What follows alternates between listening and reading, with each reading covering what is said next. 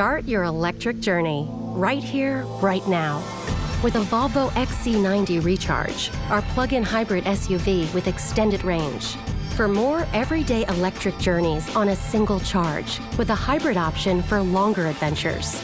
Contact your local retailer to book a test drive or design your own vehicle at volvocars.com/US. The Volvo XC90 Recharge Plug-in Hybrid, the electric car with a backup plan. If you go shopping when you are hungry and suffering a severe sugar crash, your shopping cart is a mess.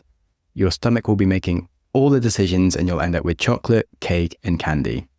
But you also know that if you plan a week of healthy meals and you go to the shop whilst you have energy and your plan ready to hand, there's no surprise that you'll buy all the things that you should have bought in one go, simply and effectively. And something you'll notice in life is that professionals do not attempt to mix decisions and action at the same time. In fact, there's a very clear divide between the two, and it's a huge part of success in whatever you are trying to achieve. So hello and welcome to the show with me, Sam Webster, where we have a short little bite on a tip for life around strategy. Now, I'm sure you've tried to post on social media sometimes, and if your strategy for posting is to open your social media app with a plan of hopefully thinking of what to post once you've opened the app, you know that you'll get lost in status updates, videos, and after half an hour, maybe 1 hour, you'll finally suck yourself out of this app and you won't even remember why you opened it, let alone have posted the thing you were supposed to post, even though you didn't know what you were supposed to be posting. And that is not a strategy. If you need to post something on social media, you at least need to decide what to post first, or perhaps even prepare it beforehand. But what do professionals do? If you look at a social media agency, if they use the strategy of open the app and attempt to come up with ideas, it would be absolute chaos and no one would work there. Instead, they have a real strategy. At the start of the month, they will make a plan for all of next month's content for all their different clients. Then, for each client, they will take a single day to decide all of the topics they'll be posting about, what to say, dates to post it. Then the next day, they'll make all that content, find good photos, quotes, videos, etc. Then they'll schedule it all and leave it to be published next month. Job done. Of course, any updates that they might need in the meantime for topical content, etc., they'll work into it if needed. But due to deciding ahead of time and then acting, they end up with a coordinated series of posts that work together seamlessly rather than wasting a ton of time. And usually in life, when something looks like it was planned, it was because it was planned. In fact, if you look at marketing teams, they'll work out their campaigns 3 to 6 months ahead of time. Summer has just started, and they are now booking influencers to create back to school and fall campaigns in 3 months' time. But social media aside, what about thinking about sport professionally?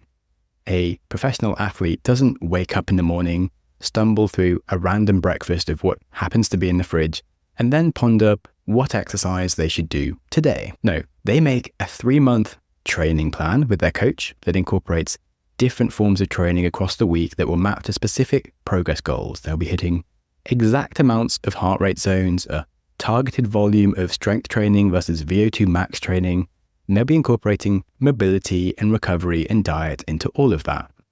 Yet, many people who want to get fitter will start the day and are yet to make the decision if they will even exercise at all, let alone what that exercise will be or the goal of it. So what do these professionals have that we don't have, besides being paid for it? They have an abundance of action. They always take action on their decisions. They have concrete evidence that they will execute on the thing they need to do based on the decision that they made beforehand. If you have a history of deciding to go to the gym and never going, you can't plan a timetable of optimal workouts. If you have a history of avoiding your writing habit, you can't plan a timetable of content. And without evidence that you will carry through on your decisions, you can't plan a list of actions in the future that will never happen. You have scarcity in your ability to follow through. So by default, you can only do things when you happen to be in the mood. And you don't know when that mood will be, so you can stumble through your life without a plan, hoping to suddenly have time and motivation to do the thing that isn't scheduled and you're not sure when or how you're supposed to do it. As you drift through each moment of your life without any plans and without a time in your calendar, it is incredibly harder to execute on anything. Instead, if you know that you will execute on a decision that you've made today, even if it's in 3 months' time, you can plan to your heart's content because it will get done. But don't plan 3 months of your life right now. This is a habit that you build over time. Start small. Plan tomorrow's action today and get into a routine of just delivering on your ideas consistently before you then try to be really professional and do like 3 months worth of ideas. And you might not even need to be a professional, like perhaps you don't need a 3-month training plan for your sport, but you could do 1 week at a time and you can certainly become a competent amateur. Whatever you want to achieve, it's going to be much harder without a plan.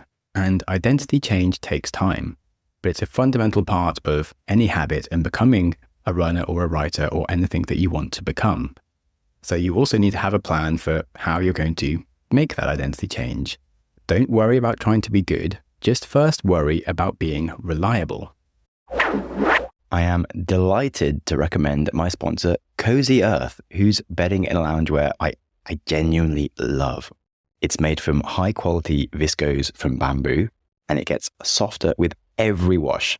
It was voted as Oprah's favorite things several years in a row, and it's because their bed sheets are so damn incredible. Their collection also includes some divine loungewear for your home or travel. They have cute little tote bags to carry your gear anywhere. So whether you are exploring through a journey of personal growth or discovering new parts of the world, you can nestle up under starry skies with the softness of Cozy Earth's loungewear. So pack your bags, venture on and visit cozyearth.com today and use code GROWTH at checkout for an exclusive 35% off. And let Cozy Earth be your travel companion on the road to adventurous growth. cozyearth.com and use code GROWTH at checkout. Stephen Pressfield says that an unskilled but disciplined writer will beat a skilled but undisciplined writer hands down. A book takes multiple years to write, and reliability will build skill. Doesn't matter if you want to learn a language, change your diet, or become an entrepreneur.